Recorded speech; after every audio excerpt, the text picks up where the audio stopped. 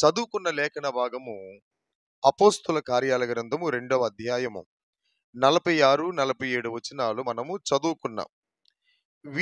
ఈ యొక్క వచనములో శ్రేష్టమైన భాగం ఏంటంటే, వారు ఏక మనస్కులై, చెప్పండి ఈ మాట నాతోటి, వారు ఏక మనస్కులై అనే మాట అండర్లైన్ చేసుకుని 42 వచనాన్ని కూడా ఒకసారి చదువుతాం.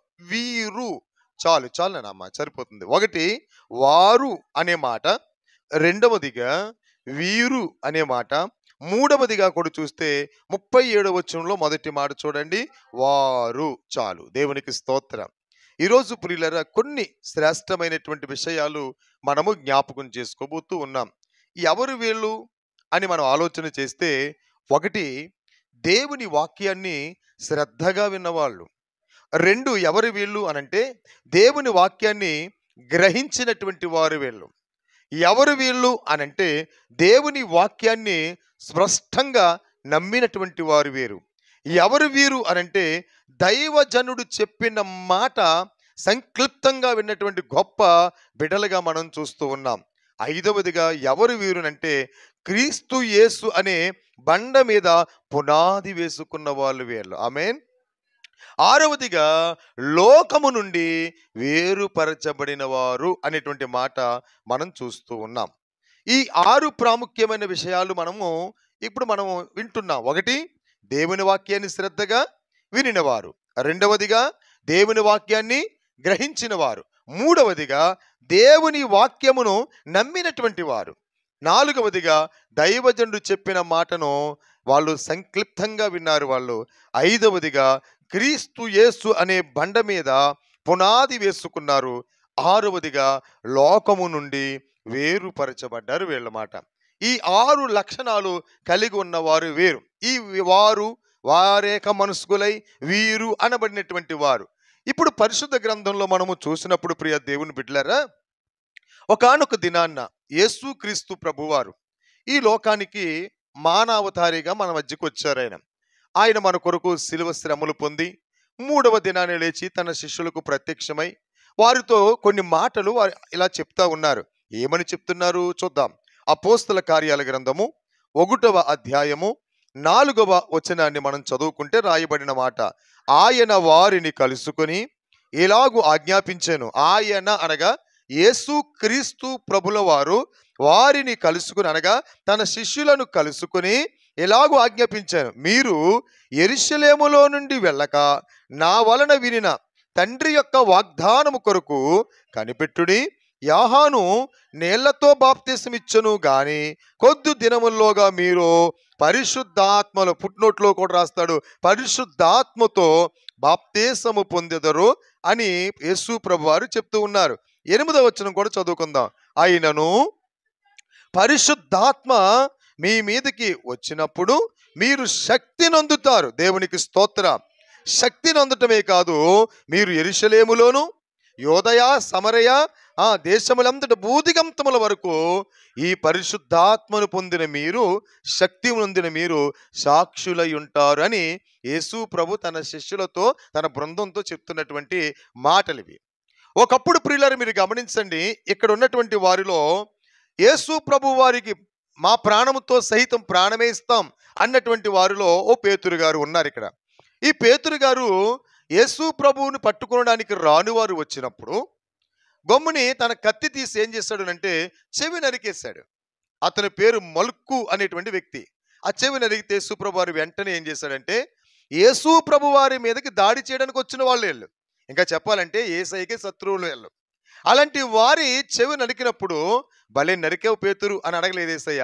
వెంటనే నీ కత్తి వరలోనే పెట్టుకొని చెప్పి ఆ శత్రువు ఆ యొక్క చెవిని తీసి యేసయ్య అతికాడు. స్తోత్రం కలుగును గాక. ఎంత గొప్ప దేవుడండి, ఎంత మహిమా స్వరూపుడండి, అసలు ఎంత ప్రేమ కలిగిన వాడండి. అంటే చిన్నపాటి గాయము మన చెయ్యి అలా ఎవరికైనా టచ్ అయింది అనుకోండి, చూసుకోవట్లేదా, కళ్ళు కనబడట్లేదా అని మనం కోపపడుతూ ఉంటాం. కోపం పడుతుంటాం. ఆధ్యాత్మికంగా ఎదుగుతున్నవారు అలా కోపపడినా కూడా తర్వాత నేను ఎందుకన్నానంటావు, అలాగా అనుకుని బాగుండు కదా అని అనుకుని మరలా క్షమాపణ అడిగే వాళ్ళు కూడా ఉంటారు. నేను అంటున్నాను ప్రియులారా, కానీ ఆ ప్రేమ ఈ యేసయ్య ప్రేమకు సరిపోల్చలేము. ఎందుకంటే ఒక చెవిని నరికిన వ్యక్తిని అతను శత్రువు. తనలో ఒక శిష్యుడు కాదు కదా! నన్ను పట్టుకోవడానికి వచ్చారు అనే మాట యేసయ్యకి తెలుసు. అయినా సరే ఆ శత్రువు యొక్క చెవిని ఏం చేశాడు? మరలా అతికి ఒక రక్తపు బొట్టు కూడా నేలను పడనివ్వలేదు యేసయ్య. దేవునికి స్తోత్రం. అలాంటి ప్రేమ కలిగిన యేసు ప్రభువారు ఏవండి పేతురు గారిని ఏవండి నీ కత్తి వరలోనే పెట్టుకో అన్నాడు. ఒకానొక దినాన్న యేసు ప్రభువారిని పట్టుకుంటానికి వస్తారన్న సందర్భంలోనే ప్రాణమే ఇస్తానన్నటువంటి వాడు యేసు ప్రభువారు చెప్పారు. నువ్వు ముమ్మారు నేను ఎరుగనని నువ్వు బొంకెదవు అని అన్నాడు. ముమ్మారు అలాగేం కుదరదు, నేను ప్రాణమైనా ఇస్తానన్నాడు. ఆ సమయంలో ప్రియుల చెప్పారు, నువ్వు ఎరుగనని ముమ్మారు నువ్వు వంగుతావు, అప్పుడు కోడి కూస్తుంది ఆనవాలు పెట్టుకో అన్నాడు. ఈ లోపట్లో చలి కాసుకుని గుంపులో అడిగారు, ఇతను కూడా యేసుప్రభు శిష్యుల్లో ఒకడని. నేను ఎవరో నేను కాదు నేను కాదని అలా 3 సార్లు బొంకేసరికి కోడి ఏం చేసిందట? కొక్కురూకని కోడి కూసింది. పేతురు బొంకిన స్థలమదిగో. చూసారా ఆ పాటలో ఉంటుంది అర్థం. అని ఆ పేతురు ఎప్పుడైతే బొంకాడో ముమ్మారు బొంకిన తర్వాత కోడి ఏం చేసిందంట? కొక్కురు అని కోడి కూయగా అప్పుడు యేసు ప్రభు వారు చెప్పిన మాట గుర్తొచ్చిందంట. అప్పుడు పశ్చాత్తాపం పొందాడు. అలాంటి పేతురు కూడా ఈ పరిశుద్ధాత్మనే వరాన్ని పొందుకోవడానికి ఈ వీళ్ళందరూ ఆదరణ కొరకు లేకపోతే పరిశుద్ధాత్ముని కొరకు లేకపోతే పరిశుద్ధాత్మతో నిండుకోవడానికి వాళ్ళు ఏం చేస్తున్నారంటే ఒక గదిలో ఉన్నారు. అందరూ కలిసి మనం ఎలాగైతే కూర్చుని ఉన్నామో వాళ్ళు కూడా అలాగే కూర్చుని ఉన్నారు. వీళ్ళు ప్రియులరా ఇలా జరుగుతూ ఉండగా మీరు శక్తి నొందుతారు, పరిశుద్ధాత్మ ఆదరణకర్తను మీ ఎద్దకు నేను పంపిస్తానని యేసుక్రీస్తు ప్రభుల వారు ఇలా చెప్తూ ఉండగా ఇక 9వ వచనంకి వచ్చేటప్పటికి చూస్తే ఈ మాటలు చెప్పి వారు చూచుచుండగా ఆయన ఆరోహణమాయెను అనగా ఆయన స్థానానికి ఆయన వెళ్ళిపోయాడు. ఆయన ఈ లోకానికి వచ్చాడు, ఆయన పని ముగించుకున్నాడు. కానీ పని ముగించుకున్నా కానీ సదాకాలము నేను మీతో ఉంటాను అన్నాడు. ఆయన సదాకాలము కూడా మనకు తోడుగా ఉంటానన్నాడు. అలాంటి ప్రభువారు ఆరోహణమయ్యి ఇప్పుడు పరిశుద్ధాత్మను ఆదరణకర్తను పంపిస్తానన్నారు. ఆదరణకర్తను పంపించడానికి వీళ్ళు ఏం చేస్తున్నారంటే వీళ్ళు కనిపెట్టుచున్నారట. అప్పుడు ఏం చేస్తున్నారు? కనిపెడుతున్నారు. ఒకటి ఆ ఆదరణకర్తను వాళ్ళు ఆయన పంపిస్తానన్నాడు కనుక మీరు పరిశుద్ధాత్మ శక్తిని పొందుతారు అన్నాడు కనుక వీళ్ళ ముందు ఆ ఆదరణకర్తను లేదా పరిశుద్ధాత్మను పొందుకోవడానికి ఆత్మచేత నింపబడ్డానికి వీళ్ళు సిద్ధపడి ఉన్నారు. ముందు స్తోత్రం కలుగునుగాక. ఏంటంటే సిద్ధపడి ఉన్నారు. సిద్ధపడటం మాత్రమే కాదు, కనిపెట్టుకొని ఉన్నారు. కనిపెట్టుకుని ఉండటమే కాదు, వేగిరపడి చూస్తున్నారు. సమయం వచ్చింది. 2వ వచనంలో చూడండి, 2వ అధ్యాయం 1వ వచనం. పెంతుకొస్తేనే పండుగ దినం వచ్చినప్పుడు అందరూ ఒక చోట. చూసారండి, సమాజం అంతా కూడా దైవ మందిరంలో ప్రతి ఆదివారం ఆరాధనకు వస్తున్న మన అందరం ఒక చోట కూడుకోవాలి. ఆమేన్ చెప్తారా? అందరూ ఒక చోట కూడుకోవాలి. కుటుంబాలతో సహితంగా రావాలి. ఒకరొస్తే ఒకరు రాకుండా, ఒకరొస్తే ఒకరు రాకుండా ఉండకూడదు. అందరూ కూడా అట నేను ప్రార్థన చేస్తున్నాను అనే మాట ప్రకారంగా అంటాడు, నా కుటుంబము నిత్యము నీ సన్నిధిలో ఉండినట్లుగా ఆశీర్వదించు అంటాడు. అంటే నా కుటుంబం ఎప్పుడు కూడా ఎక్కడ ఉండాలి? నీ సన్నిధిలో ఉండాలి ప్రభువా, ఆశీర్వదించు అంటున్నాడు. ఎంత గొప్ప మాట చూడండి. ఈరోజు ప్రియ దేవుని బిడ్డలారా, అలాగే వీళ్ళందరూ కూడా ఎక్కడున్నారండి? ఒకప్పుడు చెదిరిపోయిన వాళ్ళే, ఒకప్పుడు వేరుగా జీవిస్తున్న వారే, ఒకప్పుడు తెలుసుండి కూడా బొంకను అన్నవాడే బొంకినటువంటి వాడే, వీళ్ళందరూ గుమ్ముకూడి సత్యాన్ని తెలుసుకొని సత్యాన్వేషణ చేస్తూ వాళ్ళందరూ ఎక్కడున్నారంటే ఒక స్థలమందు ఉన్నారు. ఒకే చోట కూడుకున్నారు. ఎంతమంది కూడుకున్నారు వీళ్ళు? చెప్పండి, ఎంతమంది కూడుకున్నారు? 1వ అధ్యాయం 15వ వచనం. ఆ కాలమందు ఇంచుమించు 120 మంది సహోదరులు కూడి ఉండగా పేతురు వారి మధ్యన నిలిచి. చాలండి, ఎంతమంది చెప్పండి? 120 మంది. దేనికోసం వెళ్ళేందుకు? ఇప్పుడు పరిశుద్ధాత్మతో నింపబడడానికి, పరిశుద్ధాత్మతో అనే వరాన్ని పొందుకుని నింపబడడానికి అండ్ అనేక ప్రాంతాల్లో దేవుని కొరకు వీళ్ళ సాక్ష్యంగా ఉండాలి. అసలు అంతటికి కారణం ఎవరు చెప్పారు? యేసు ప్రభువారే చెప్పారు. ఏమని చెప్పారు? మరొకసారి చదువుతున్నాను, 8వ వచనం. అయినను పరిశుద్ధాత్మ మీ మీదకి వచ్చినప్పుడు మీరు శక్తి నొందెదరు గనుక మీరు యెరూషలేములోను, వినండి, 2 యోధా 3 సమరయ దేశములు అంతటను. ఇక్కడ యెరూషలేము, యోదయ, సమరయ అని చెప్పి అంత మాత్రమే కాదు, దేశాలన్నిటిలో కూడా మీరు నాకు సాక్షులై ఉంటారు. దేవునికి స్తోత్రం. మీరు నాకు సాక్ష్యంగా ఉంటారు. ఎక్కడ వరకుని? భూమి దిగంతాల వరకు కూడా. మీకు అర్థమవుతుంది? భూమి దిగంతాల వరకు కూడా సాక్షులై ఉంటారు. నేను ప్రభు సేవలోకి రాకముందు, ప్రభు పిలిచిన తర్వాత నేనెక్కడికి వెళ్తానులే, చదువులేనోడిని, విద్య లేనోడిని అనుకునేవాడిని. అసలు నన్నెవరు పిలుస్తారులే అని అనుకునేవాడిని. ఎందుకంటే ఒకప్పుడు సీటు మీద పాట రాసి నేను ఒక పాట పాడతానంటేనే ఇచ్చేవారు కాదు కదా! అలాంటి వాడిని ఎక్కడ వాడుకుంటాడు ఈయన? ఎక్కడికి పిలుస్తాడు అని. అని సాక్ష్యం చెప్పట్లేదు. అసలైన సాక్ష్యం చెప్తే మీరు నన్ను నన్ను చూసి భయపడతారు మీరు. కాబట్టి మామూలుగా చెప్తున్నాను ఈ మాటను. అలా ఎన్నో సభలకెళ్ళాను. ఎన్నో సభలకెళ్ళినప్పుడు, రక్షించబడిన తర్వాత కూడా వెళ్ళినప్పుడు, కొంచెం సీట్ ఇద్దాం అని ఆ సీట్ రాసిచ్చినా కూడా ఎవరు కూడా పిలిచేవారు కాదు. పాటలంటే చాలా ఇష్టం. ఓ రోజున మోకరించి కన్నీళ్లు విడిచి ప్రార్థిస్తున్నాను. "నువ్వు అన్నీ మానేయమన్నావు. సేవా పరిచర్య చేయాలని అడిగావు. నీకంటూ పనుందని చెప్తున్నావు. కనీసం పాట పాడే అవకాశం కూడా నాకు ఇవ్వట్లేదు ప్రభువా" అన్నా. మరి ఏ విధంగా పరిచయం చేశాడో ఇప్పటికీ తెలియదండి నాకు. ఏ విధంగా నేను పరిచయం అయ్యానో తెలీదు. ఈ ఈ రోజుకి చెప్తున్నాను ప్రియులారా, విరామము లేనంత గొప్ప పరిచర్య దేవుడు నాకిచ్చాడండి. ఆమేన్ చెప్తారా? శ్రమలు అనుభవిస్తున్నాం. ఒక ప్రక్కన అన్నగారికి తెలుసు, అమ్మగారికి ఎన్నో శ్రమలు అనుభవిస్తున్నాం. గడిచిన దినాల్లో నా పెద్ద కుమార్తె కూడా చాలా క్రిటికల్ పొజిషన్. నాకు కూడా చాలా క్రిటికల్ పొజిషన్ అయింది. అలాంటి పరిస్థితుల్లో ప్రియులరా దేవుని మీద ఆనుకున్నాం. ఒకటే మాట చెప్పారు కృపాలయ్య గారు, మీరు దేవుని వైపు చూడండి, మనుషుల వైపు చూడొద్దు. నేను దైవజనుని యొక్క మాటను స్వీకరించాను, అంగీకరించాను. ఎందుకంటే అయిన వాళ్ళు విడిచిపెట్టేశారు. రక్త సంబంధం దూరం అయిపోయి నవ్వుకుంటున్నారు. ఏమండి వీళ్ళ పని అయిపోయిందని అనుకుంటున్నారు. ఎక్కడైతే అయిపోయిందని అనుకున్నారో అక్కడి నుంచి లేపడం మొదలుపెట్టాడండి దేవుడు. హల్లెలూయా! ఈరోజు నా ప్రియమైన దేవుని బిడ్డలారా, నమ్మిన దేవుడు గొప్పవాడు, జీవము గలవాడు, జీవాధిపతి అయిన దేవుడు, నేను నడిపించేవాడు, లేవనెత్తేవాడు, ఆదరించేవాడు, కృంగిపోతున్న వారిని చూసి నవ్వుకునేవాడు కాదు, కృంగిపోయిన వారిని, పడిపోయిన వారందరినీ ఆయన లేవనెత్తే దేవుడైన ఆయనే నజరేయుడైన యేసుక్రీస్తు ప్రభుల వారు. ఆమేన్. అలాగే వీళ్ళందరూ కూడా ప్రియ దేవుని బిడ్డలారా ఒక గదిలో ఒక కూర్చొని అందరూ ఉన్న చోటట ఒక అద్భుతమైనటువంటి మాట మనకు కనబడుతుంది. చూడండి 2వ అధ్యాయం 2వ వచనం. అప్పుడు ఏగముగా వీచు బలమైన గాలి వంటి ఒక ధ్వని అకస్మాత్తుగా వారు కూర్చున్న ఇల్లంతా నిండితే అగ్ని జ్వాలల వంటి నాలుకలు వాగింపబడినట్టుగా వారికి కనబడి వారిలో ఒక్కొక్కరి మీద పరిశుద్ధాత్మ వ్రాలగా అందరూ కూడా పరిశుద్ధాత్మతో నిండిన వారే ఆ ఆత్మ వారికి వాక్శక్తి అనుగ్రహించిన కొలది అన్య భాషలలో వారు మాట్లాడారన్నమాట. అది అంతకుముందు వాళ్ళకి భాష అంటే ఏంటో తెలియదు, అంతకుముందు వాక్శక్తి అంటే ఏంటో కూడా తెలియదండి వాళ్ళకి. కానీ యేసు ప్రభు వారు పరిచయం అయిన కానించి, అంటే పిలిచిన కానించి, మిమ్మల్ని మనుషులు పట్టే జాలడగా చేస్తానన్న కానించి యేసుక్రీస్తు పేరట ఎన్నో అద్భుతాలు చేశారు వాళ్ళు. అద్భుతాలు చేసేది ఏమనుకుంటున్నారు? ఈ అద్భుతము ఏదేమైనా మా వల్ల అవుతుంది అనుకుంటున్నారు వాళ్ళు. కానీ ఇక్కడ ఒక బలమైన దేవుడు ఉన్నాడు, గనుడైన దేవుడు ఉన్నాడు. మేము ఒక దేవుడి పరిచారకులంగా ఉన్నాం, అదే ఒక సేవకుడిగా ఉన్నాం. ఈ సేవకులైన మాకు అద్భుతమైన కార్యాలు మమ్మల్ని ఎన్నుకొని చేస్తున్నారు అని ఒక్కళ్ళు కూడా గుర్తించలే. ఎప్పుడు తెలుస్తుంది వీళ్ళకి మాట?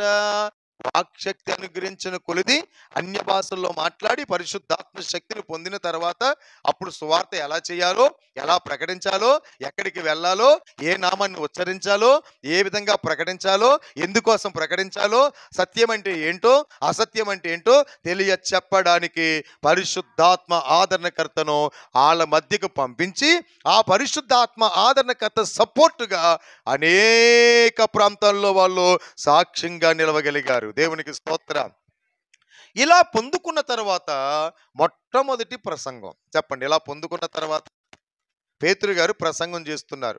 ఎన్ని వేల మందిలో ప్రసంగం చేస్తున్నారంటే 5,000 మందిలో ప్రసంగం చేస్తున్నారు. మీరు చాలా జాగ్రత్తగా వినాలి. ఇక్కడ 5,000 మందిలో ప్రసంగం చేస్తున్నారు. ఈ 5,000 మందిలో ప్రసంగం చేస్తుంటే 2,000 మంది వచ్చి విని వెళ్ళిపోయారు. వచ్చారు, మళ్ళీ ఏం చేస్తారు? వాళ్ళు వెళ్ళిపోయారు. కానీ 3,000 మందిలోనట నొచ్చుకుందంట ఈ వాక్యం. ఇంకా చెప్పాలంటే పొడవబడిందంట. చెప్పండి, ఏం పడింది? పొడవబడిందట. ఇప్పుడు ఈ వాక్యాన్ని వీళ్ళు ఏం చేస్తారు? ఎంతో చెప్పుకున్నాం, వాక్యాన్ని శ్రద్ధగా విన్నారు. అండ్ అందరూ విన్నారు. విన్న వాళ్ళలో 3,000 మంది అక్కడ ఉన్నారు, 2,000 మంది వెళ్ళిపోయారు. మనం కూడా అంతే కదా, వస్తాము, వింటాము, వెళ్ళిపోతాం. మీకు అర్థం? వస్తాము, చెప్పాలి మీరు, వింటాము, వెళ్ళిపోతుంది. మీరు అలా ఉండరు అనుకుంటున్నానులే. కొన్ని చోట్లలాగే జరుగుతుంది. వస్తారు, ప్రార్థన ఎప్పుడైపోతుందని చూస్తూ ఉంటారు. మరలా మళ్ళా కూటానికి వచ్చేస్తూ ఉంటారు. అలా కాదు. వచ్చిన మనము శ్రద్ధగా వినేవారుగా ఉండాలి. ఆమేన్. బైబిల్‌లో లేదా మాట? ద్వితీయోపదేశ కాండం 28 అధ్యాయం మొదటి వచనంలో ఉంది. నీవు నీ దేవుడైన యెహోవా మాట శ్రద్ధగా వింటే, శ్రద్ధగా వింటే, నేడు నేను నీకు ఆజ్ఞాపించుచున్న ఆజ్ఞలన్నిటిని అనుసరించి నడుచుకుంటే ఈ భూమి మీద ఉన్న సమస్త జనుల కంటే నిన్ను హెచ్చిస్తాను అన్నాడు ప్రభువారు. ఆమేన్. కనుక ప్రియులారా, మొట్టమొదటిగా వినేవారిగా ఉండాలి. ఈ 5,000 మందిలో వినేవారుగానే ఉన్నారు. కానీ ప్రత్యేకంగా విన్నవారు వీళ్ళు. వినండి, ప్రత్యేకంగా విన్నవాళ్ళు వీళ్ళు. మీకు అర్థమవుతుందా? ఏదో ఒక సభ జరుగుతుందనుకోండి, ఆ సభ వైపు చూస్తారు. ఎప్పుడో విన్నాయి కదా అని వెళ్ళిపోయే వాళ్ళు కూడా ఉంటారు. వీళ్ళు ఆ బ్యాచ్ కదండి వీళ్ళు. విన్న తర్వాత హృదయంలో పొడుచుకునేంట వాళ్ళకి ఒక భయం ఏర్పడిందంటే వాళ్ళకి, అమ్మో మనకంటూ ఒక ప్రమాదం ఉంది, మనకంటూ ఒక ఉగ్రత ఉంది, లోకం శాశ్వతమైంది, ఈ లోకం అశాశ్వతమైంది, మనం ఇక్కడ నిలబడే వాళ్ళం కాదు, యేసులో నిలబడాలి, యేసు ప్రభు వారి యొక్క బాటలో నడవాలి, ఆయన మార్గంలో నడిచి మన ఆయుష్ కాలం అంతా ఆయన కోసం బ్రతకాలి అని నిర్ణయించుకున్న వాళ్ళు వీళ్ళు. దేవునికి స్తోత్రం. అలాగు ప్రియులరా, దేవుని వాక్యం వింటున్నారు. మీరు గమనించండి, పేతురు గారు చేసిన 5,000 మంది 5,000 మందిలో 3,000 మంది అడుగుతున్నారు. ఏమని అడుగుతున్నారు ఇప్పుడు చూద్దాం. చూడండి 37వ వచనం. వారే వీళ్ళు, వారు ఈ మాట విని హృదయములో నొచ్చుకుని. ఏ మాట విన్నారు వీళ్ళు? వినాలి ఇక్కడ. ఏ మాట విన్నారు వీళ్ళు? యేసుని గూర్చిన మాటలు విన్నారు వీళ్ళు. యేసుని గురించిన ఉపదేశం విన్నారు వీళ్ళు. వీళ్ళు విన్నటువంటి మాటలు లోకములో మాటలు కాదు, వీళ్ళు దేవుని మాటలు విన్నారు. చెప్పండి, ఎవరి మాటలు విన్నారు? దేవుని మాటలు విన్నారండి వీళ్ళు. ఈ సత్యమైన మాటలు విన్నారు, జీవము కలిగిన దేవుని మాట విన్నారు. అందుకని వాక్యం సెలవిస్తుంది, సంఘముతో ఆత్మ చెప్పు మాట చెవిగలవాడు వినుగాక. వీళ్ళు విన్నారు కాబట్టే వీళ్ళ హృదయాలు తెరవబడ్డాయి. విన్నారు కాబట్టే వీళ్ళు ఇప్పుడు వాళ్ళు అడుగుతున్నారు. ఏమని? వారు ఈ మాట విని, ఏ మాట అంటే 36వ వచనం, మీరు సిలువ వేసిన ఈ యేసునే దేవుడు ప్రభువుగాను క్రీస్తునుగాను నియమించెను, ఇది ఇశ్రాయేలు వంశమంతయు రూఢిగా తెలుసుకున్నవలని చెప్పాను. అనగా సిలువ వేయబడిన క్రీస్తు. చెప్పండి, ఎవరైనా సిలువ వేయబడిన క్రీస్తు. ఎందుకు యేసు ప్రభు వారు సిలువ వేయబడ్డారు? ఎందుకోసం యేసు క్రీస్తు ప్రభు వారు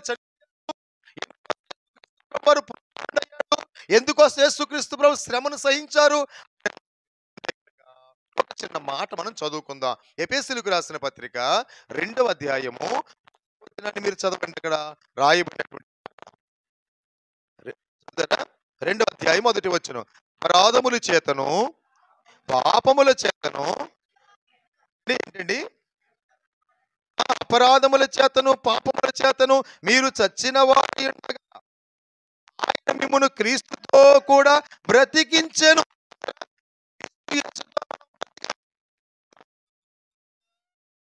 బ్రతికే ఉన్నాం. మీరు గుర్తుంచుకోండి, బ్రతికే ఉన్నాం మాత్రమే, కానీ నీవు మృతుడవే. 2007వ సంవత్సరం మార్చి 20వ తారీఖు దాకా నేను జీవించుచున్నానన్న పేరే నాకు, కానీ నేను మృతుడను. ప్రభు పిలిచిన తర్వాత, ప్రభు మార్గంలోకి వచ్చిన తర్వాత మరలా జీవించే కృప, బ్రతికే కృప ప్రభు నాకు అనుగ్రహించాడు. ఆమేన్ చెప్పండి గట్టిగా. హల్లెలూయా. ఈరోజు ప్రియ దేవుని బిడ్డలారా, చాలా మంది మనం హార్ట్ అటాక్ ద్వారానో, మీకు అర్థమవుతుందా, జ్వరం ద్వారానో, లేకపోతే ఏదో ఒక ప్రాబ్లం ద్వారా చనిపోయారని విన్నాం. కానీ పాపముల చేతను మానవుడు ఏమైపోయాడట? చచ్చిందండి. ఏ విషయంలో వీళ్ళు చనిపోయి ఉన్నారంటే, దేవుని మాటకు లోబడని విషయంలో, దేవుని మాట వినలేని విషయం. యెషయా గ్రంథము 1వ అధ్యాయము 2వ వచనంలో చూడండి, దేవుని బాధ ఏమై ఉంది అక్కడ చూడండి. ఇదిగో ఆకాశమా ఆలకించుము, భూమి చెవియొగ్గుము నా పిల్లలను. మనం ఎవరమండి? మనం ఆయన పిల్లలమండి. ఆయన పిల్లలం. ఆయన నా పిల్లలు, నేను పెంచాను, నేను గొప్పవారిగా చేశాను. ఎలాంటి గొప్పవారిగా చేశాడంటే ఊహకు మించినంత గొప్పవారిగా చేశాడు. స్తోత్రం. ఈరోజు ప్రియులరా, ప్రతి చోట కూడా నేను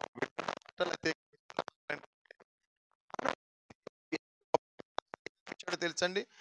ఈ ఆదామా, ఈ జంతువులకు పేర్లు పెట్టు అని అన్నాడు. ఎంత అధికారం ఇచ్చాడు? అలాగే చదువుకొని అండి ఆ టెక్నాలజీలు ఉపయోగించుకొని ఈరోజు ఆకాశములో ఎగిరేటువంటి అండి హెలికాప్టర్ లాంటి తయారు చేసే జ్ఞానాన్ని కూడా దేవుడు ఇచ్చాడు. ఇది వరకు వాటర్ వెళ్ళేవారంట. మరి ఇప్పుడు మీకు అర్థమవుతుంది. ఇప్పుడు ఏముంది? ఇప్పుడు ఉదాహరణ చెప్పుకుందాం. ఇలా ఉందనుకోండి, కువైట్ ప్రాంతంలోకి వెళ్ళేవారండి. నేను చదువుకున్న రోజుల్లో అయితే కువైట్ ప్రాంతంలోకి వెళ్తే మా బంధువుల్లోకి ఆయన వెళ్ళేవారు. ఆయన వెళ్తామంటేనే గొప్ప విషయం ఆ రోజు. ఏమండి ఆయన వెళ్ళిన తర్వాత ఎలా ఉన్నావని తెలియాలంటే 3 నెలలు పట్టింది. లెటర్ అయినా వెయ్యాలి, లేకపోతే రికార్డింగ్ మాట్లాడైనా పంపించాలి. బాగా పూర్వీకులు ఉంటే బాగా అర్థమవుతుంది ఈ మాట అని. ఇప్పుడు అలాగే ఉంది. ఇంకా ఇది వెళ్తే ఏడ్చేవారు, ఎప్పుడు వస్తావు అని ఏడ్చేవారు. ఇప్పుడు నామకార్థంగా ఏడుస్తున్నాం. చెప్పండి, ఇప్పుడు ఏం ఏడుస్తున్నాం? నామకార్థంగా ఏడుస్తున్నాం. అక్కడ ఇల్లు దాటిన తర్వాత ఏదో కన్నీళ్ళు పెట్టుకుంటున్నాం, బస్సు ఎక్కిన తర్వాత కొద్ది కన్నీరు పెట్టుకుంటున్నాం, ట్రైన్ ఎక్కిన దాకా కన్నీరు పెట్టుకున్నాం. వెళ్ళిన తర్వాత ఒకవేళ స్త్రీయే వెళ్ళింది అనుకోండి, ఒకవేళ బయటికి వెళ్ళిన తర్వాత ఫోన్ చేసి పాపం ఆవిడ అడుగుతుంది, ఎలా ఉన్నారు, బాగున్నారా? కొద్ది పనిలో ఉన్నాను, మరలా చెయ్యి అంటున్నాడు ఈయన. మీకు అర్థమైందా? కొన్ని పనిలో ఉన్నాను, మరలా చెయ్యని అడుగుతున్నాడు. కారణం ఏంటి? ఇప్పుడు అంతా మళ్ళీ సాయంత్రం అయినా నేను మాట్లాడొచ్చు. కానీ అంతకుముందు 3 నెలలకు కానీ 4 నెలలకు కానీ లెటర్ అయినా రావాలి, క్యాసెట్ అయినా రావాలి. ఎక్కడ వీళ్ళు ఎలా ఉన్నారో మరలా తిరిగి లెటర్లు పంపించాలి. మీకు అర్థమవుతుంది కదా? ఇప్పుడు అలా లేదు కదా. దేవుడు ప్రతి విషయంలో కూడా మనల్ని దుఃఖ సాగరములో ఉంచలేదు దేవుడు, కానీ ఆనంద సాగరములను ఉంచడానికి సిద్ధపడ్డాడు ఆయన. ఆమేన్ చెప్పండి. నువ్వు కృంగిపోయే స్థితిలో ఉండాలని దేవుడు కోరుకోలేదు. నువ్వు కలవరపడిపోయి ఉండాలని దేవుడు కోరుకోవట్లేదు. ఆయన ఉన్నటువంటిది ఏంటంటే ప్రియులారా, మనం కలవరపడకుండా, కృంగిపోకుండా, మనం ప్రభువునందు చింతపడకుండా ఆనందంతోనే ఉండాలని దేవుడు కోరుతూ ఉన్నాడు. స్తోత్రం కలుగును గాక. హల్లెలూయా. అపరాధముల చేతను పాపముల చేతను మీరు చచ్చిన వారై ఉండగా క్రీస్తు మనలను బ్రతికించుకున్నాడు అన్నాడు. దేని నిమిత్తంగా బ్రతికించుకున్నాడు అని అంటే కనుక 5వ అధ్యాయం ఎఫెసీయులకు రాసిన పత్రిక 1వ వచనంలో చూడండి. కావున మీరు ప్రియులైన పిల్లల వలె దేవుని పోలి నడుచుకునండి, క్రీస్తు మిమ్మును ప్రేమించి. ఎవరిని ప్రేమించాడండి? నేను ఒక మాట మిమ్మల్ని అడగాలనుకుంటున్నాను. మనలను ప్రేమించడానికి మనం ఎవరమండి? ఒకసారి ఈ క్వశ్చన్ మీరు మనం ఎవరమండి? మనం ప్రశ్న చేసుకుందాం. మనం ఎవరమండి? అసలు మనకు ఉన్నటువంటి ఖ్యాతి ఏంటి? ఆయన ఎందుకు మనల్ని జ్ఞాపకం చేసుకోవాలి అని అంటే మీరు ఒక్క మాట మీరు చదవాలండి తప్పకుండాని. ఎఫెసీయులకు రాసిన పత్రిక కాకుండా ఒక్క మాట మీరు చదవండి. కీర్తనల గ్రంథం 8వ కీర్తన 3వ వచనం చదవండి. 8వ కీర్తన 3వ వచనం చదవండి.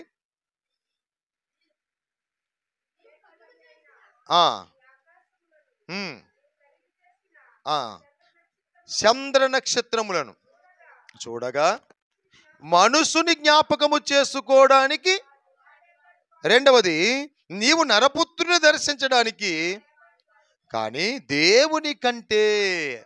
మీకు అర్థమవుతుంది ఇప్పుడు మనం ఎవరు? ఎవరి చేతిలో చేయబడ్డాం? మాటతో చేయబడ్డామా, చేతలతో చేయబడ్డామా? మీకు అర్థమవుతుంది? మాటతో చేయబడ్డామా, చేతలతో చేయబడ్డంటే ఆయన చేతి పనివారమై ఉన్నాం మనం. దేవునికి స్తోత్రం. ఏ రూపంలో చెక్కుకున్నాడంటే ఆయన రూపంలోనే అరిచేతుల్లో పెట్టుకుని ఆయన రూపంలో చెక్కుకొని ఈ మానవుని యొక్క నాసిక రంధ్రములో జీవవాయువుని ఉదగా ఆ నరుడు జీవాత్మాయను. దేవునికి స్తోత్రం. అలాంటి గొప్పవారిగా చేశాడు దేవుడు. కానీ ఏం చేస్తున్నారంటే వీళ్ళు, ఆకాశమాని వాలకించుము, భూమి నీవు సెవియొగ్గుము, నా పిల్లలు నేను పెంచి గొప్పవారిగా చేస్తే వాళ్ళు లోకంలో తిరుగుతున్నారు. దేవుణ్ణి అంగీకరించట్లేదు, లోకంలో తిరుగుతున్నారని బాధపడుతున్నాడంటండి. ఎద్దు తన కామందు నెరుగును, గాడిద తన సొంతవాని పొలమును తెలుసుకును. ఇశ్రాయేలులకు తెలివి లేదు, నా జనులు గ్రహించలేకపోతున్నారు. జ్ఞానం ఎట్టుతో వాళ్ళు గ్రహించలేకపోతున్నారు, నిజమెట్టుతో వాళ్ళు గ్రహించలేకపోతున్నారని దేవుడు సంతాపం చెందుతున్నాడండి. హల్లెలూయా. అలాంటి పాపపు ఊబిలో పడిపోయి జీవించుచున్నానన్న పేరు మాత్రమే ఉంది, కానీ నీవు మృతుడవై ఉన్నావన్న మనలను అపరాధముల చేతను పాపముల చేతను చచ్చిన వారమై ఉండగా క్రీస్తు యేసు వారు తన విలువైన రక్తము చేత కడిగి శుద్ధీకరించి మనల్ని ఎలా ఉండాలని కోరుకున్నాడంట. ఇప్పుడు మీరు చదువుతారు కదా, ఎఫెసీయులకు రాసిన పత్రిక 5:2. క్రీస్తు మిమ్మును ప్రేమించి పరిమళ వాసనగా ఉండుటకు మన కొరకు తన్ను తాను దేవునికి అర్పణముగాను బలిగాను అప్పగించుకొనెను. అలాగునే మీరును ప్రేమ కలిగి నడుచుకొనుడి. స్తోత్రం కలుగును గాక. ఇదండి వాళ్ళు ప్రకటిస్తున్న క్రీస్తు యేసు సువార్త. క్రీస్తు యేసు సువార్త ప్రకటిస్తున్నారు, అద్భుతాలు చేస్తున్నారు. మీరు గుర్తుపెట్టుకోండి, క్రీస్తు యేసు నీతిని ప్రకటిస్తున్నారు, రాజ్యాన్ని ప్రకటిస్తున్నారు, అద్భుతాలు చేస్తున్నారు. ఎంత గొప్ప విషయం చూడండి. ప్రకటిస్తూ ఉన్నారు, ఒక ప్రక్కన అద్భుతాలు కూడా చేస్తున్నారు. ఎలాంటి అద్భుతాలు? మహత్కార్యముల మాట. అసలు ఎవరు చూసుంటారన్నమాట ఆ కార్యాలు. అలాంటి గొప్ప కార్యాలు చేస్తున్నారటండి. అయితే ప్రియులు గమనించండి, ఇలాగున క్రీస్తు యేసు వారి సిలువ వేయబడినటువంటి ఈ యేసు ప్రభు వారిని దేవుడే, అంటే పరలోకమందున్న మన పరమ తండ్రి అయిన ఆ దేవాతి దేవుడే ఈ యేసు ప్రభు, అనగా ఈ మానవాళికి ఈ లోకానికి వచ్చిన యేసు ప్రభువుని ఆయనే దేవుడిగా నిలబెట్టాడంట. ఆమేన్. కానీ ఈరోజు చాలా మంది యేసు ప్రభు వారు దేవుడే కాదంటున్నారు. యేసు ప్రభు వారి దేవుడు కాదు అంటున్నారు. మనం కాదనడానికి ఎంత మటుకు సరిపోతాం? ఆయనే నువ్వు ప్రభువి, నువ్వు దేవుడివి అని ఆయనే ప్రకటించాడంట. ఎవరు? పరలోకంలో ఉన్న మన తండ్రి. మీరు గమనించండి, యెషయా గ్రంథంలో రాయబడి ఉంది కదా, ఆయన ఆశ్చర్యకరుడును బలవంతుడైన దేవుడు అని. బలవంతుడు అంటే వదిలిపోతుంది కదా, కానీ బలవంతుడైన దేవుడు అని. అదే యెషయా గ్రంథము 7:14 ఏమన్నాడు? ఇదిగో కన్యక గర్భవతి కుమారుని కనును. కన్యక గర్భవతి ఏమంటుందట? కుమారుని కంటుందట. అతనికి ఇమ్మానుయేలు అని పేరు పెడతారు. ఇమ్మానుయేలు అంటే అర్థం దేవుడే మనకు తోడు, అంటే యేసయ్యే మనకు తోడు. ఆ మాట ప్రభువారు మత్తయి సువార్తలో చెప్పారు. ఇదిగో సదాకాలము నేను మీకు తోడై ఉంటాను. దేవునికి స్తోత్రం కలుగును గాక. ప్రభునందు నాకు అత్యంత ప్రియమైన దేవుని బిడ్డలారా, జాగ్రత్తగా వినండి. ఇలాగున సువార్త ప్రకటిస్తుంటే ఆ సువార్త, ఆ విత్తనము ఒక్కొక్కటి హృదయాన్ని తట్టుకున్నాయంట, హృదయాన్ని తాకిందంటే ఏకంగా. ఎప్పుడైతే హృదయాన్ని తాకినాయో ఈ 5,000 మందిలో 2,000 మంది ప్రార్థనకు వచ్చి వెళ్ళిపోయారు. కానీ 3,000 మంది అక్కడే ఉన్నారట. అక్కడ ఉండి పేతురు గారిని అడుగుతున్నారట, కాడమ అపోస్తలుని అడుగుతున్నారట. ఏమని అడుగుతున్నారు? అపోస్తల కార్యాల గ్రంథం మూలవాక్యంలోకి వచ్చేద్దాం.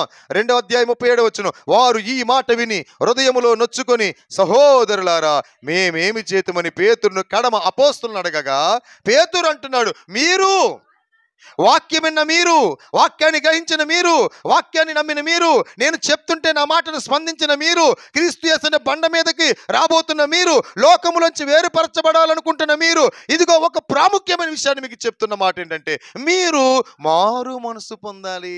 ఆమేన్. ఏం పొందాలట? మార్పు చెందాలి. ఈ మార్పు ఎలా కనబడుతుంది?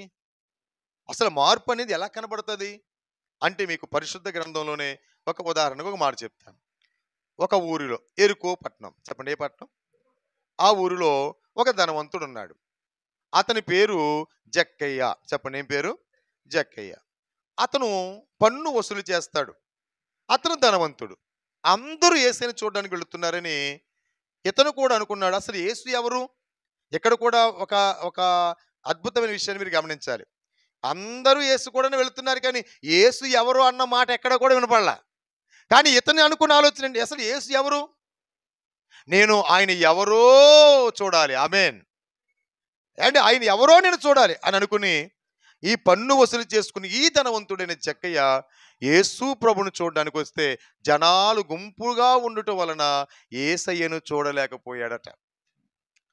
అయినా సరే తన ఆలోచన ఏంటంటే, ఏదేమైనా సరే నేను యేసు ఎవరో తెలుసుకోవాలి, యేసుని నేను కల్లారా చూడాలి అన్నాడు. ఆ సమయంలో ప్రియులరా, యేసు ప్రభు వారి కంటే ముందుగానే పరిగెత్తుకుని వచ్చి ఏం చెట్టు ఎక్కాడు? కరెక్ట్గా చెప్తున్నారు. ఏం చెట్టు ఎక్కారు? మేడి చెట్టు ఎక్కారు. మేడి చెట్టు ఎక్కి కొమ్మ మీద కూర్చుని ఉంటాడు బహుశా. ఈ లోపల యేసు ప్రభు వారు ఆ త్రోవని రానయ్య ఉన్నాడు. ఈ లోపల వస్తున్నారా, ఓహో యేసు ప్రభు అంటే ఈయన, యేసు ప్రభు అంటే ఈయన అని బహుశా ప్రియులరా అందరిలో యేసయ్యను ప్రత్యేకంగా చూస్తున్నాడు. ఈ లోపట్లో చెట్టు దగ్గరికి రాగానే యేసయ్య ఆగాడు. అక్కడ ఒక ఇల్లు లేదు, లేకపోతే అక్కడ ఇంకొకరు ఎవరో పిలవలేదు, కానీ కరెక్ట్గా అక్కడ ఆగాడు. ఆగి కన్నులెత్తి చూచి, ఆమెను చెప్పండి, యేసయ్య దగ్గరికి వచ్చినటువంటి జక్కయ్యకు అడ్డుపడ్డారు జనాభా. యేసును చూడడానికి అడ్డుపడిన జనాభా. కానీ యేసయ్య చూడడానికి వచ్చినటువంటి జక్కయ్యకు జనాలు అడ్డుపడినా కానీ యేసయ్య కన్నులు జక్కయ్య మీద ఉన్నాయి. యేసయ్య కన్నులు జక్కయ్య మీద ఉన్నాయి. ఈరోజు మందిరానికి రావడానికి ఎవరైనా నీకు అడ్డుగా ఉంటున్నారా? ప్రభుని అంగీకరించడానికి అడ్డుగా ఉంటున్నారా? ఒక మాట గమనించుకో, నీ హృదయంలో యేసుని నమ్ముకోవాలని కోరుకుంటే కనుక ఒక రోజున ఖచ్చితంగా యేసయ్య నీ ఇంటికొచ్చి ఆయన ఇంటిలోకి చేరుస్తాడు. యేసయ్య నీ ఇంటికొచ్చి ఆయన ఇంటిలోకి చేరుస్తాడు, తప్పకుండా చేరుస్తాడు. జనాలు అడ్డుపడ్డారు. నన్ను ఎవరు చూశారులేని పొట్టివాడిని అనుకున్నాడు. పొట్టివాడా గట్టివాడా కాదు అక్కడ.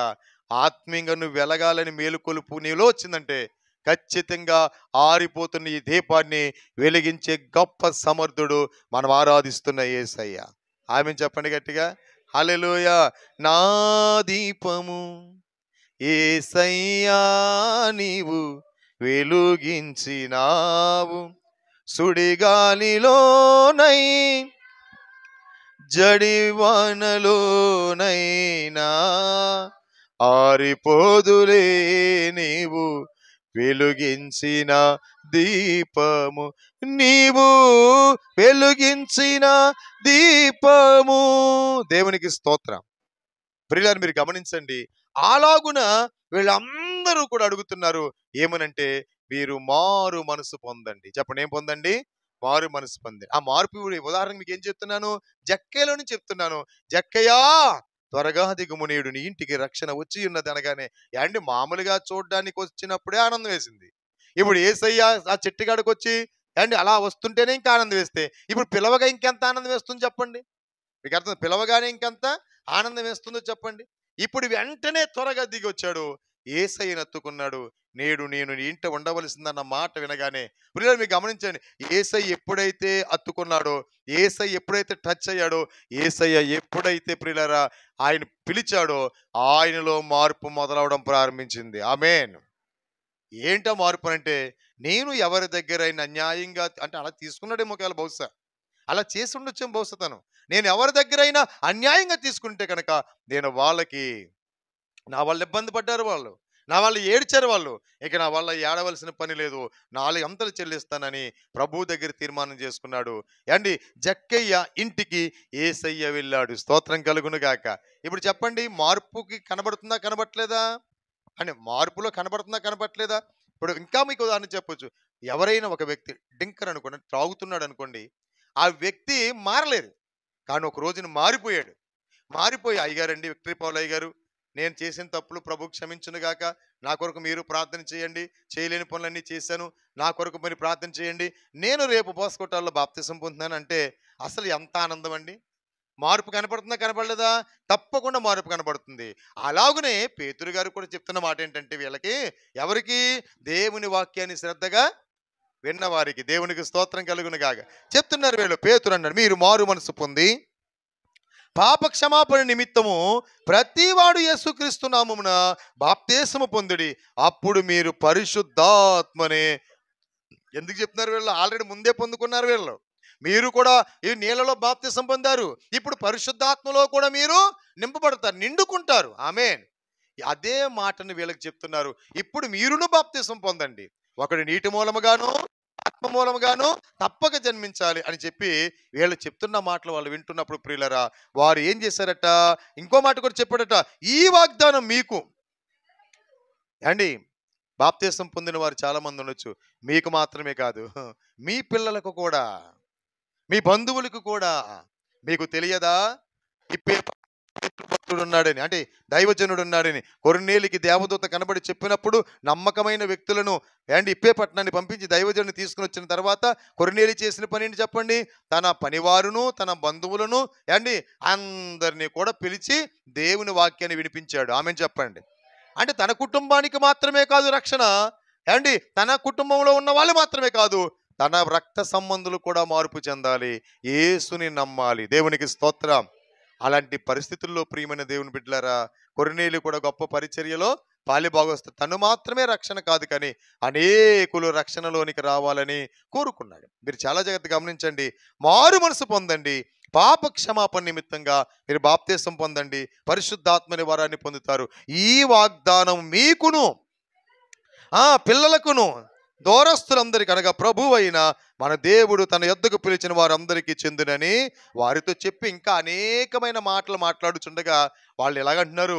మూర్ఖులకు ఈ తరము నుంచి మీరు ఏరుపరచబడాలి అన్నాడు. చెప్పండి, ఏమన్నారు? వేరుపరచబడాలి అని అన్నారు. ఏమండో ముసలయ్య గారు, మీ మనవడ గారు మా మనవళ్ళని పాడు చేసేస్తున్నారండి అనేవారు.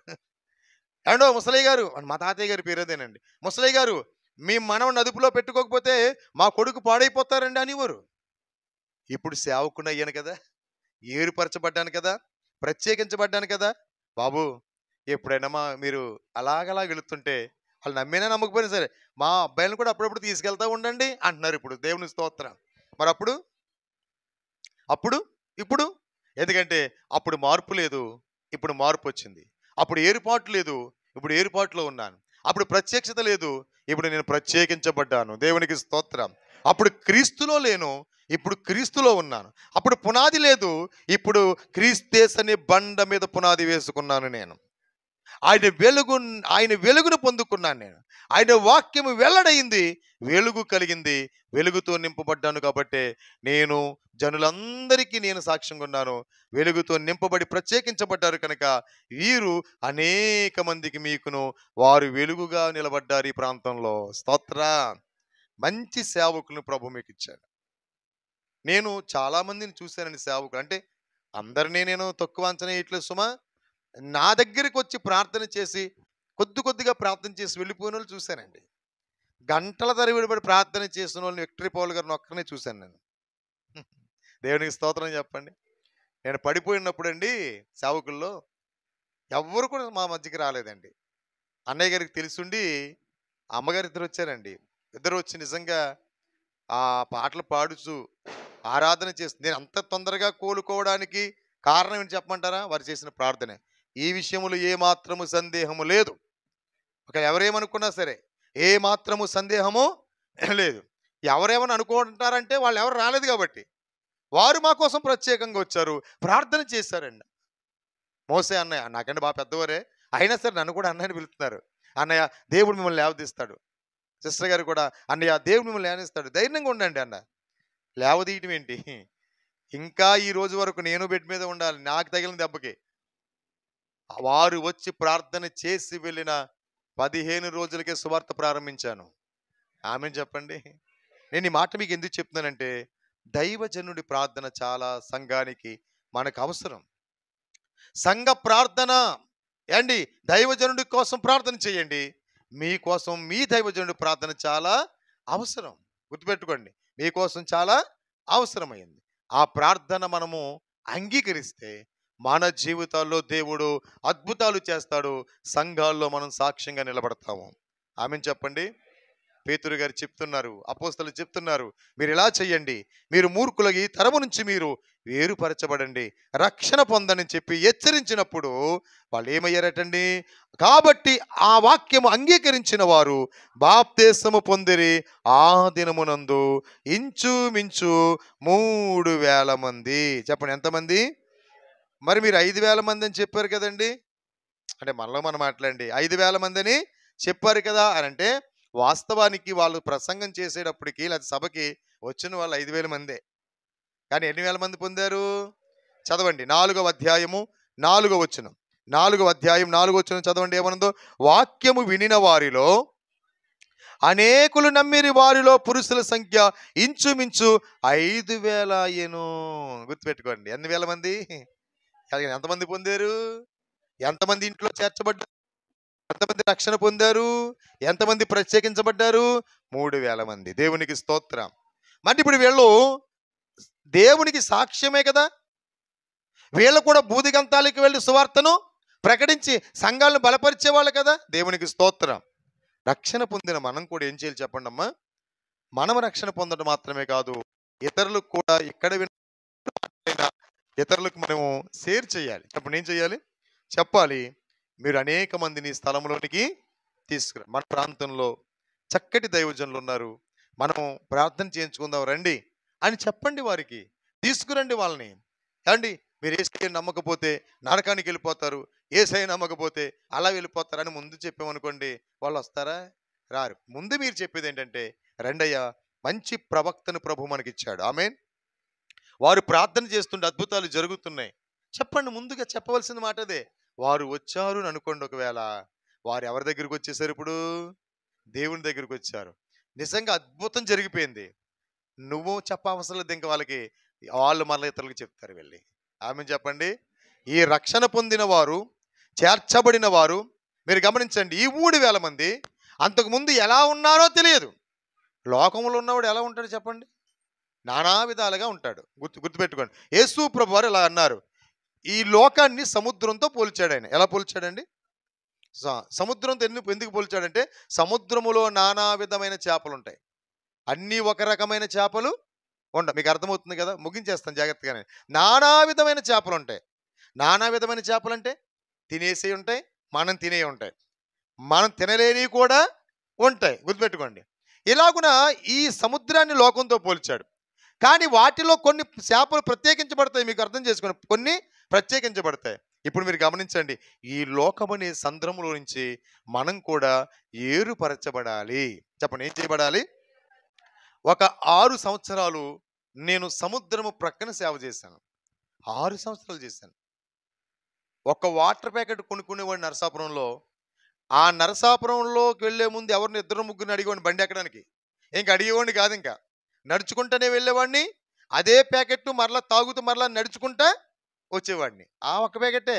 మరి ఇంక నాకు ఎవరిస్తారు చెప్పండి? అయితే సంఘం పాడైపోయింది. దైవజనుడు చనిపోయాడు. పాస్టమ్ గారేమో అక్కడే ఉన్నారు. ఏం సేవ చేయట్లేదు. అటు ఇటు చెదిరిపోయారు. ఈ చెదిరిపోయిన సంఘాన్ని కట్టడానికి నేను ప్రయత్నం చేశాను. ఆ సమయంలో ప్రియ దేవుని బిడ్డలారా, అలాగే వస్తూ ఉన్నాను. ఓ రోజున ఆ మందిరం అంతా దులుపుకొని కడుగుని శుభ్రపరిచాను, రంగులు వేయించాను. అక్కడ మినిస్ట్రీ వాళ్ళకి చెప్పాను. కొన్ని బాగానే జరిగాయి. అయితే ఒక రోజున నేను ఏడుస్తున్నాను. సండే ఏడుస్తుంటే అందరూ ఏలం చేశారు. రే మన ఊరు పిచ్చోడు వచ్చాడు రే, మన ఊరు ఎవరు వచ్చారు? పిచ్చోడు వచ్చాడు రే, ఆయన ఏడుచేస్తున్నాడు రో అంటున్నారు. ఈ లోపట్లో విన్నవాళ్ళు కొంతమంది, ఈయన పిచ్చోడు కాదు, ఈయన పిచ్చోడు అయితే అత్తమాటలు ఎందుకు వస్తాడు ఇక్కడికి? మొన్న వచ్చాడు, ఒక వారం చర్చి దులుపుకున్నాడు, చర్చి చక్కగా కడుక్కున్నాడు. ఈ వారం వచ్చి రంగులు వేసుకుని వెళ్ళిపోయాడు. మరుసటి వారానికి వెళ్ళినప్పుడు మనం ఏం చేస్తున్నాం? అనేకమైన చెదిరిపోయి ఉన్న గొర్రెల కొరకు మనం ప్రార్థన చేస్తున్నాం అక్కడ. స్తోత్ర. అలాగున మరలా 3, 4, 5, 6, 7 ప్రారంభమైంది. ఈరోజు సంఘం 200 మందికి పైగా ఉన్నారు అక్కడ. పాస్టర్ గారు కొడుకులు సేవ చేయడానికి ఒప్పుకోలేదండి. చేయి అన్నారు. ఇవాళ మంచి సేవ చేస్తున్నారు 2 కొడుకులు. ఆమేన్. ఎప్పటికీ మర్చిపోరు అన్నయ్య, ఎప్పటికీ మర్చిపోరు. అవసరమైతే మీరు వెళ్ళండి. తూర్పుతల దగ్గర పెద్దమైన లంక ప్రాంతంలో అద్భుతమైన పరిచర్య చేశాను. పడిపోయి ఉన్న సంఘాన్ని మరి నిలబెట్టగలిగాము.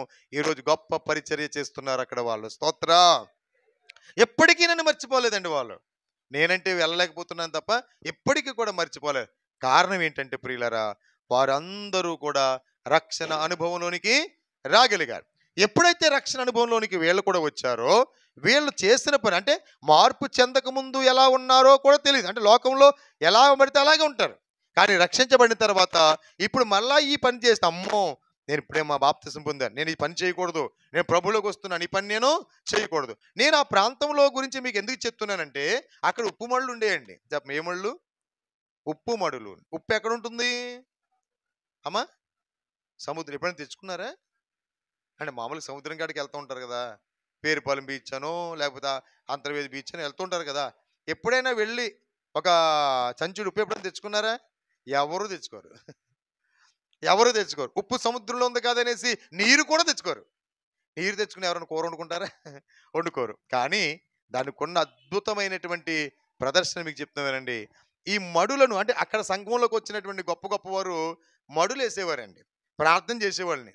ఈ మడులు వేసినప్పుడు సముద్రంలో నుంచి ఒక పాయ ఉంటుందండి వీళ్ళకి, అంటే నీరు పాయ. ఆ నీరు పాయని ఏం చేస్తారంటే ఈ మడుల్లోకి తీసుకుని వస్తారు. ఈ మడుల్లో తీసుకొచ్చి గొట్టు కట్టి ఈ నీరు మరల బయటికి వెళ్లకుండా దాన్ని ఆరబెడతా ఉంటారు. ఆ నీటిని, ఆ నీటి మీద నుంచే మళ్ళా తెడ్డితో ఏం చేస్తారు? ఉప్పు లాగుతారు. ఇలాగా అంత గొప్ప విచిత్రం చూడండి.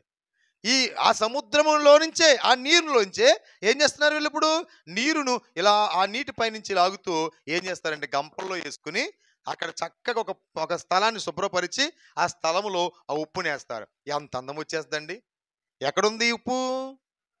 మరి సముద్రంలో ఉన్న చేప కనబడిందా? ఎప్పుడు కనబడింది? ఇది వేరైనప్పుడు కనబడింది. లోకములో ఉన్నంత చేపు నీ విలువ ఎవరికి తెలియదు. యేసయ్యలోకి వస్తే నీ విలువ తెలుస్తుంది. ఆమేన్. లోకంలో ఉన్న చేపు నిన్ను ఎవరు గుర్తించరు. యేసయ్యలోకి రాసలా నువ్వు నిన్ను గుర్తించి తీరుతారు. ఆమేన్.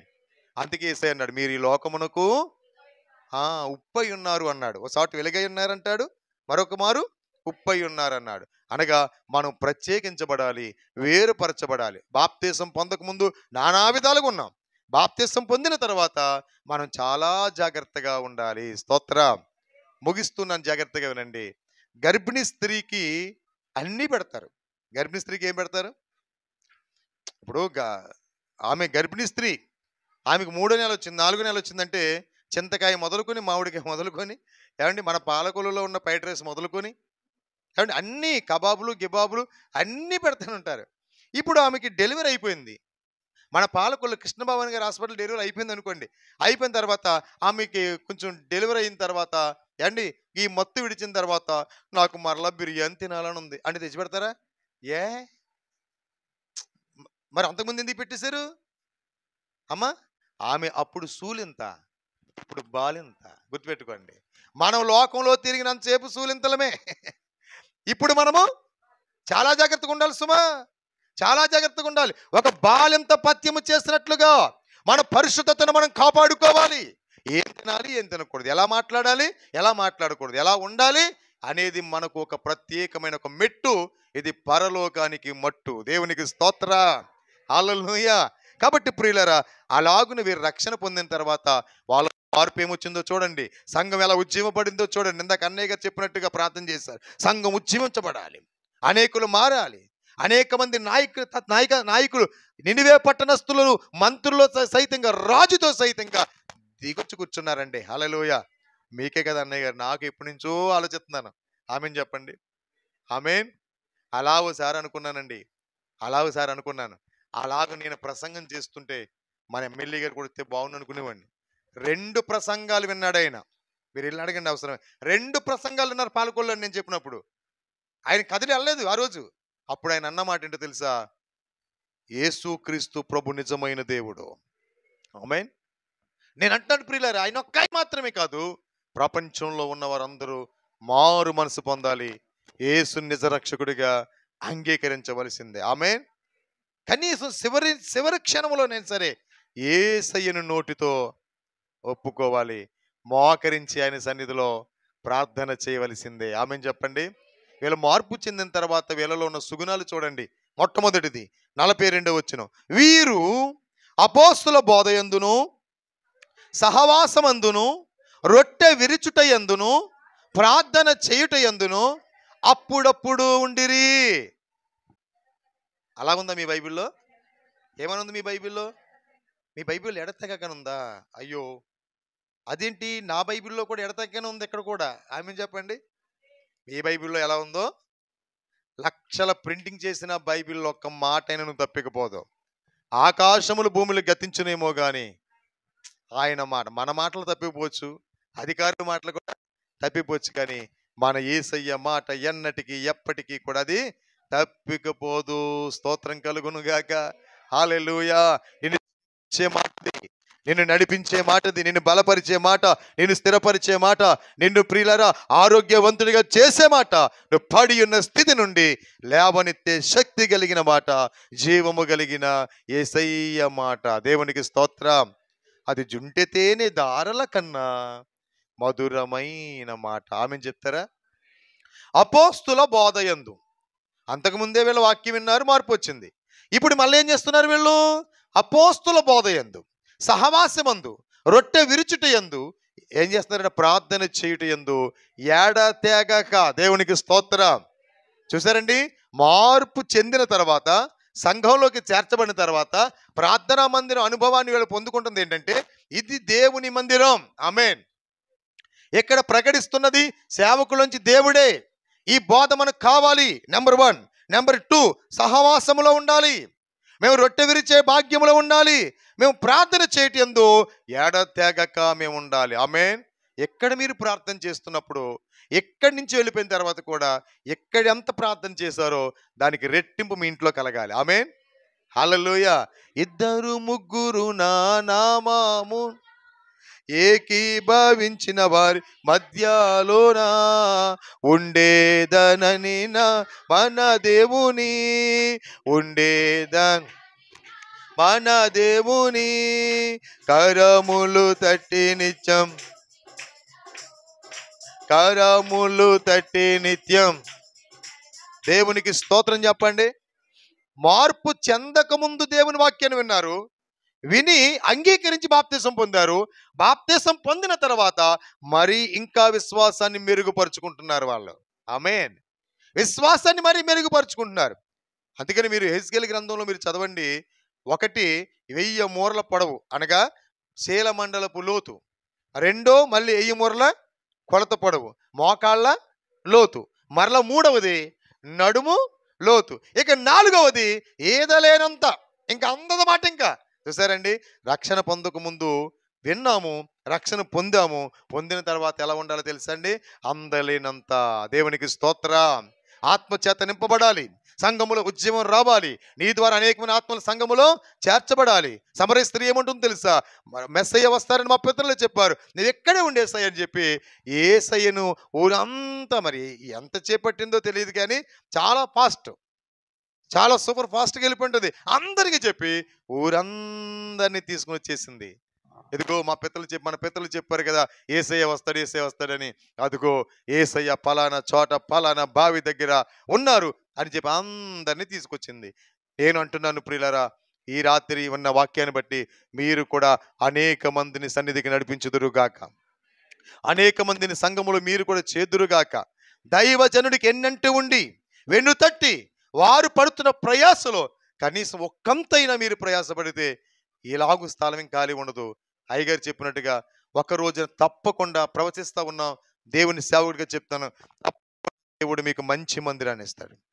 ఆమెను చెప్పండి. మంచి మందిరాన్ని ఇస్తాడు. ఊహించలేనంత మందిరాన్ని ఇస్తాడు. నేను చెప్పగలనండి.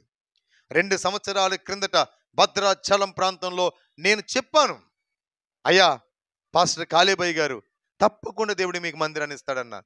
102 అడుగులు 102 అడుగుల మందిరాన్ని కడుతున్నాడు. ఎంతే ఉంది ఫస్ట్లో మందిరం. ఇప్పుడు 102 మంది. నేను 32 సార్లు వెళ్ళాను ఆ ప్రాంతం, ఆ సంఘంలోకి. ఇలాగా మీకు చెప్తున్నది ఎందుకంటే మన వల్ల అవుద్దా అని అంటే మన వల్ల అవుతుంది. ఎలాగ చెప్పనా? నువ్వు నమ్మిన దేవుడు బలవంతుడు కాబట్టి, నువ్వు నమ్మిన దేవుడు కార్యాలు చేసేవాడు కాబట్టి, మాట ఇచ్చి మాట తప్పేవాడు కాదు, మాట ఇచ్చి మాటను నెరవేర్చే దేవుడు ఆయన. ఆమెను చెప్తారా?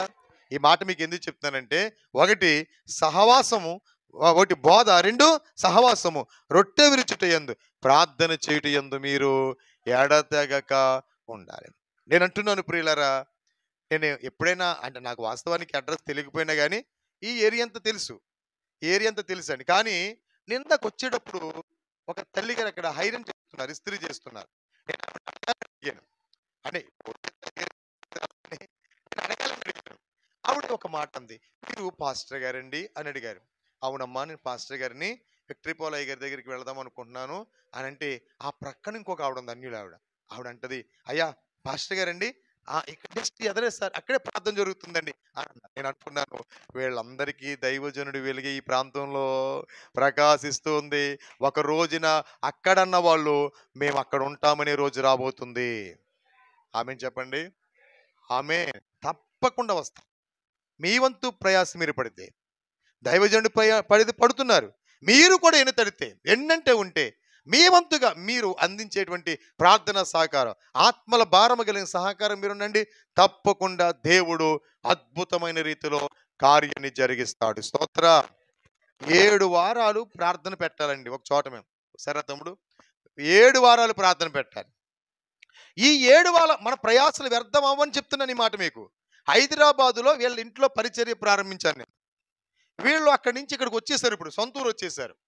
నేను ఒక రోజున అడిగాను, బాబు నేను ప్రత్యేకంగా మీ ప్రాంతం వచ్చి వాక్యం చెప్పాను, విడిచిపెట్టుకుని వచ్చాను, మీరు మందిరానికి రావాలి, ఆ ప్రయాస వ్యర్థపరచకూడదంటే తనతో పాటు తన భార్యను, తనతో పాటు తల్లిని తండ్రిని తీసుకుని వచ్చాడు. 7 వారాలు 6 వారాలు సంపూర్తిగా పెట్టాం. 7వ వారం మీరు గమనిస్తున్నారా, ప్రాంతం అంతా కదిలొచ్చారు. ఎవరు నమ్మలేదు అక్కడ ప్రభువుని సరిగ్గానే. ప్రాంతం అంతా కదిలొచ్చారు. కారణం ఏంటో చెప్పండి?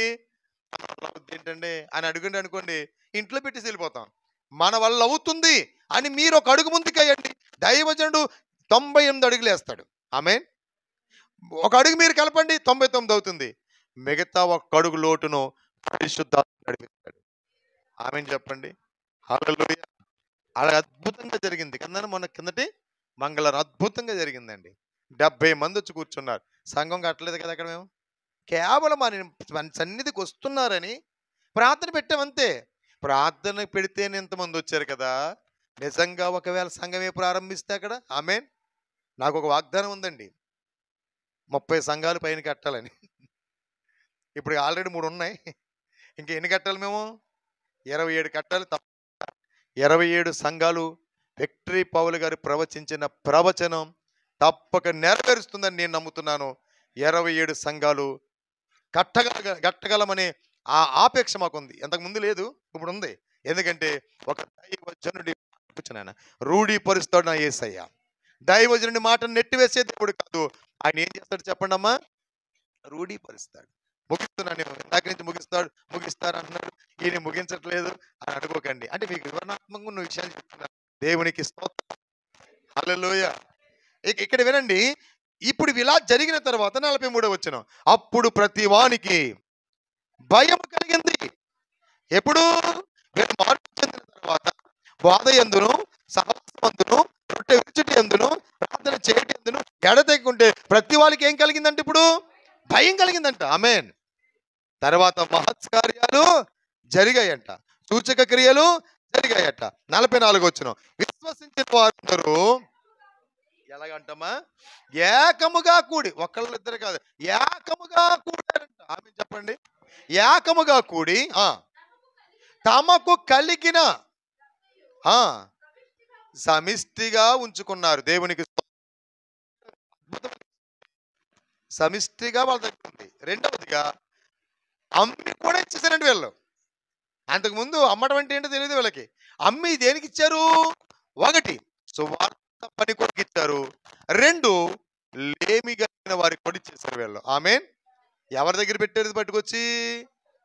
దైవజనుల పాదాల దగ్గర పెట్టారు వీళ్ళు. పెడితే పంచి పెట్టారు. ఇప్పుడు ఉదాహరణకి మనం అనుకుందాం, మనకు కూడా పిల్లలు ఉంటారు కదా, మనకు కూడా బంధువులు ఉంటారు కదా. మనం ఆలోచించే ఆలోచన మరి వాళ్ళకి ఎందుకు రాలేదు ఆ ఆలోచన? అమ్మేస్తే ఎలా కుదురుతుంది? ఆమేన్. ఇచ్చేస్తే ఎలా కుదురుతుంది? పిల్లలు చెప్తున్నారు, పెళ్లి లీడికి వచ్చేస్తున్నారు, బట్టలు కొనాలి, బంగారం కొనాలి ఆలోచిస్తుంటారు కదా. వాళ్ళకి ఆలోచన రాలా. మనం ఇచ్చేది దేవునికి.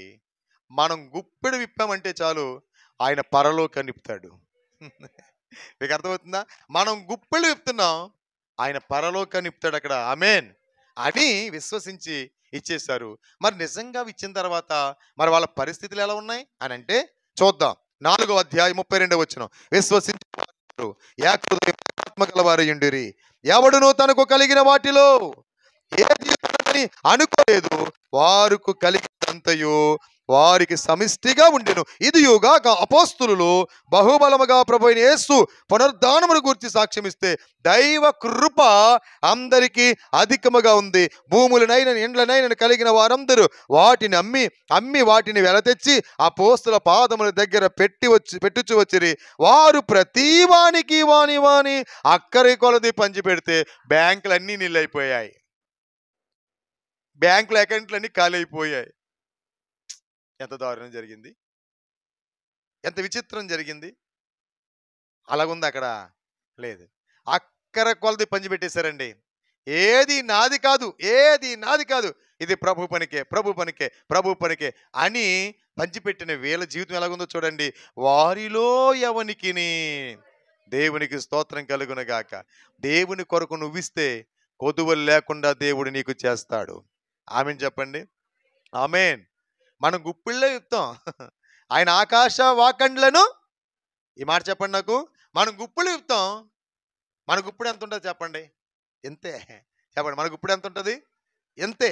ఈ గుప్పిడి ఇప్పుతాం మనం అంతే. అది బియ్యంలో కానీ, దశమ భాగంలో కానీ, వేసే కానుకలో కానీ గుప్పిడే ఇప్పుతాం. ఆ గుప్పిడిని దేవుడు చూసి ఏం చేస్తాడు తెలుసా? ఆకాశ వాకండ్లను నింపుతాడు. నీకు కొదువు లేకుండా చేస్తాడు. నీవు ఆశీర్వాదంగా మాత్రమే కాదు, ఆశీర్వాదకరంగా ఉండేటంత విధిగా దేవుడు చేస్తాడు. ఆమేన్ చెప్పండి. ఎవరండి వీళ్ళు అనంటే, వీళ్ళు దేవుని బోధలోను సహవాసములోను రొట్టె విరుచుటి యందు ప్రార్థన చేయటందు ఎడతెగకున్న వాళ్ళు. ఏం చేస్తున్నారట? ఆస్తులమ్మ మాత్రమే కాదు, 46వ వచనం 2వ అధ్యాయంలో ఏక మనస్కులై ప్రతి దినము దేవాలయములో, ఆదివారం ఒక్కరోజు మాత్రమే కాదంటండి వీళ్ళు, ప్రతి దినము. చెప్పండి ఈ మాట నాతోటి. ఇప్పుడు ప్రతి దినము దేవాలయంలో తప్పక కూడుకొనుచు ఇంటింటా రొట్టె విరుచుచు దేవుని స్తుతించుచు వీళ్ళ ప్రజలందరి వలన దయ పొందిన వారైరి, ఆనందముతో నిష్కపటమైన హృదయముతో ఆహారం పుచ్చుకొనుచుండిరి, మరియు ప్రభు రక్షణ పొందుచున్న వారిని అనుదినము వారితో చేర్చుచుండిరి. అదే పని ఇంక వాళ్ళది. ఆమేన్. ఇక నుంచి మీ పని కూడా అదే అవును గాక. ఇక నుంచి ఆ బాధ్యత మీరు కూడా భరించుదురు గాక. ఆమేన్ చెప్పండి. హల్లెలూయా. తప్పకుండా మనం ఆ బాధ్యత తీసుకుంటే ఆ బాధ్యతను దేవుడు నెరవేరుస్తాడు. ఆమేన్. వ్యవసాయం మందు ఒక రైతుకు ఆపేక్ష ఉంటుంది, నా పంట బాగా పండాలని. ఎరువు ఆ యొక్క ఆ నారు నాటిన తర్వాత ఎరువేస్తాడు. ఇప్పుడు నారు ఉంది, వాక్యం అనే ఎరువేయాలి. అది ఒక రోజున పండుతుంది. తప్పకుండా విస్తారమైన బస్తాలు మనం చూడబోతా ఉన్నాం. ఆమేన్ చెప్పండి. హల్లెలూయా. దేవుని వాక్యం ఈ ప్రాంతంలో ప్రబలించును గాక. దేవుని వాక్యం ప్రతి ఒక్కరి మూలికలతో సహిత విభాగింపబడి దూరుచో అందరూ రక్షణ మార్గంలోనికి వచ్చుదురుగాక, కదిలింపబడుదురుగాక.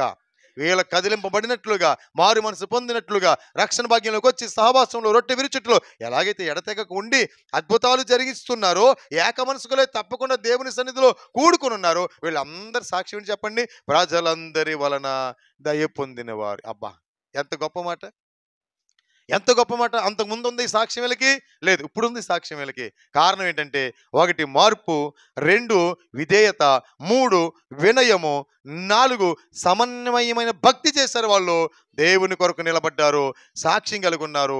వీరి పేర్లన్నీ కూడా ఎక్కడ రాశాడు చెప్పండి? జీవ గ్రంథంలో రాశాడు. మన పేర్లు కూడా ఎక్కడ ఉండాలి? ఆధార్ కార్డులోనా? మన పేర్లు ఎక్కడ ఉండాలి? అమ్మ రేషన్ కార్డులోనా? ఎక్కడ ఉండాలట? జీవ గ్రంథంలో ఉండాలి. ఎక్కడ ఉండాలి చెప్పండి? జీవ గ్రంథంలో ఉండాలి. మన పేర్లు జీవ గ్రంథంలో ఉంటే మనందరం ఎక్కడికి వెళ్తామంట? పరలోకానికి వెళ్తాం. ఎవరి పేర్లు జీవ గ్రంథంలో ఉంటాయంట? సత్యాన్ని ప్రేమించే వారికి, క్రీస్తుని అంగీకరించే వారికి అండి, సహకారులు, నిజమైన సహకారుల పేర్లు జీవ గ్రంథంలో రాయబడి ఉంటాయని ప్రభువారే అపోస్తలుడైన పౌలు గారి ద్వారాను అని పరిశుద్ధుడైన యోహాను రాసిన ప్రకటన గ్రంథం ద్వారాను ఎన్నో విషయాలు ప్రభువారు మన కొరకు రాయించి పొందుపరచబడి ఉంచాడు. ఆమేన్. ఈ ఆఖరి ఉపవాస కూడికలో కూడి వచ్చిన మీరందరూ ఈ విన్న వాక్యమును బట్టి ప్రియులారా, వారు అది వీరు వారి ఏక మనస్కులై ఏం చేశారంటే, వాళ్ళు దేవుని సన్నిధిని బట్టి వారి జీవితాన్ని ప్రభువుకి అంకితం చేసుకోగలిగారు, ప్రభువు కొరకు సాక్ష్యము పొందగలిగారు. మీరును అట్టి సాక్ష్యము పొందుదురుగాక. చిన్న ప్రార్థన చేస్తాను, తలలు వంచండి. ఈ క్లుప్త వివరణ ప్రభు మన వినికిడిలో దీవించునుగాక. హల్లెలూయా.